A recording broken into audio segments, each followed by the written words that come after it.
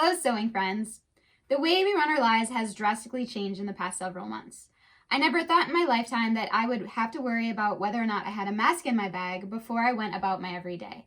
If grocery shopping wasn't already stressful enough, now we have to worry about whether or not we have our masks, stay 6 feet apart, and try not to touch too many things and itch our faces. In the long term, all of this doesn't seem so hard if it means we can get rid of this virus once and for all. Here at AGF, we are makers, and we love to put our special touch on everything we make. We love quilting, so of course the ladies from the production team came up with a great pieced mask tutorial for all of us to follow. In today's video, I make my own version of the mask using scrappy fabrics from my stash. If you don't want to make a scrappy version, you can use a solid print or solid fabric to create your mask. It's totally up to you and the person you're making it for. Today, I'm sewing up a mask for myself and for my sister, and I'm excited for all of you to sew along with me. So let's get to it.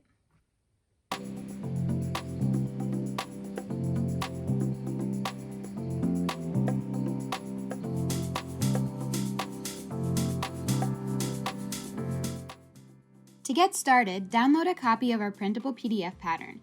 The link is in the description box below. Cut out your mask templates, grab some 1/4 inch elastic, and give your fabric pull a good press. Now it's time to cut your strips. The directions call for 5 different fabrics, cut in different widths. I made myself a little cheat sheet by cutting swatches and writing down what letter each fabric will be. First, we need to make sure we're cutting our strips accurately. I like to line my fabric to the left side of my cutting mat and pull the uneven with the fabric edge of the fabric past the straight edge on my cutting mat. Placing my clear quilting ruler on the straight line, I trim off the uneven edges with my rotary cutter. Make sure you add a good amount of pressure to the quilting ruler so your ruler won't slip and slide as you're cutting. If you need to cut, stop, and reposition your hands for a better accurate cut, that's okay. If you can do it in one cut, that's okay too.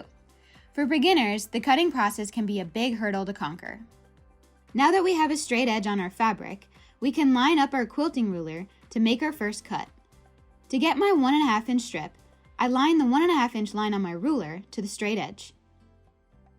Hold down your quilting ruler, line up your rotary blade to the edge of the ruler, and make your first cut. Repeat this same process with your remaining fabrics, following the cutting directions on the PDF pattern to get all of your strips cut out. Once your strips are cut, place your strips in order following diagram 1 on the PDF pattern.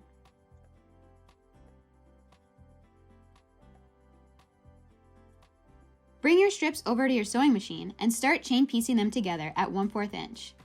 I like to chain piece my strips, sewing 2 strips together at a time. Then I take my paired strips to my iron and give them a good press. I like to press the seam line first to set the seam and melt the stitches into the fabric.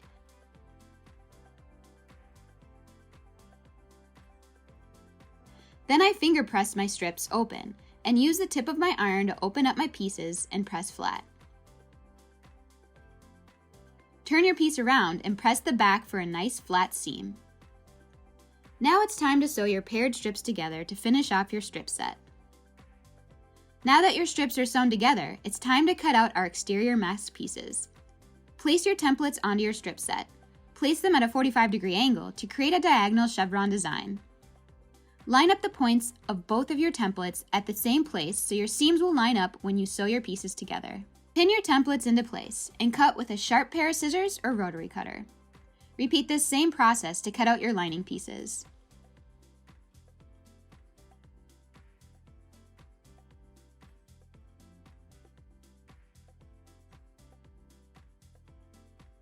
Pin your lining pieces and exterior pieces together, making sure your seams are pressed in alternating directions so your seams will nest into place.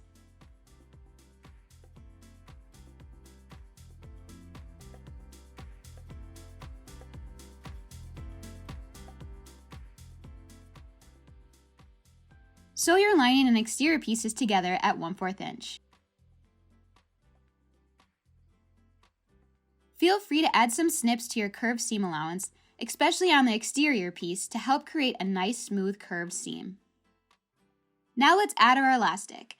Cut 2 5½ inch pieces and pin to the sides of your mask at 1/4 inch on each side. Repeat this process for both sides of your mask.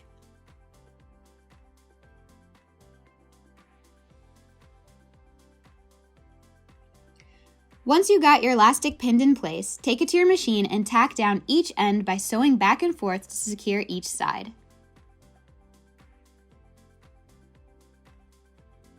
To sew our lining pieces to our exterior, match the middle seams together, making sure seams are laying in alternating directions. Pin right sides together around your entire piece. Make sure to leave a small unsewn portion to flip your mask right side out. Sew around your piece at 1/4 inch, pivoting at each corner.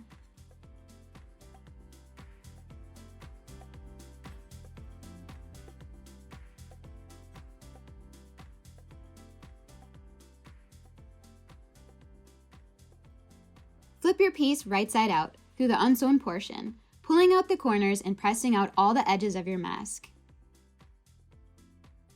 Make sure to tuck the raw edges of your unsewn portion in and give that section a good press.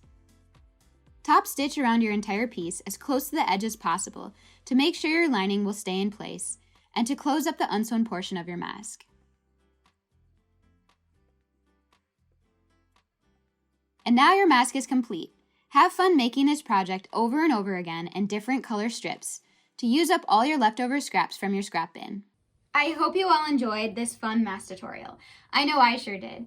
My sister loves her new mask, and she told me I have to make her at least 10 more because she is completely obsessed with the way they turned out. I would love to see how your mask making goes, so make sure to share your masks on social media using the hashtag AGFtutorials. Or you can email me your projects at melissa@artgalleryfabrics.com.